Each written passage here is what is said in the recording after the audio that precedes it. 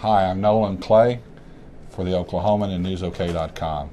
Today we're talking with Jennifer Smith about her mother who died when a driver on a cell phone ran a red light and struck her mother's car, killing her mother, and she is pushing for restrictions on the use of cell phones while driving. Well, what would you want to happen with cell phones and driving? I would like to see a total ban of cell phones and driving, of practically any electronic device.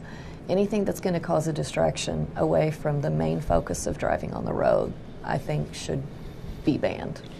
And you didn't feel this way until, you didn't even think about it, or what was it? Was it something that didn't come across your mind till? I had thought about it. I'm a real estate agent, so talking on the phone while we drive is part of our business.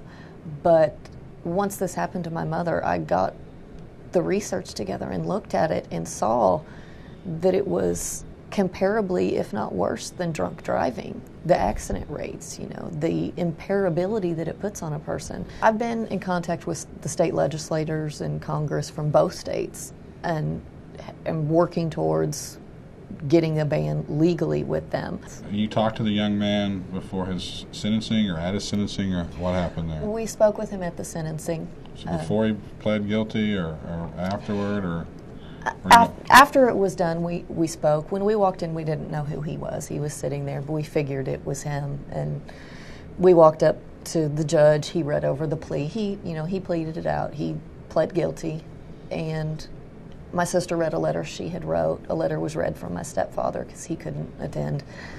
And then afterwards, he just reached over and hugged us because we told him we do forgive him. This was a horrible mistake that if he truly knew the dangers of driving and talking on the phone, I don't think he would have done it.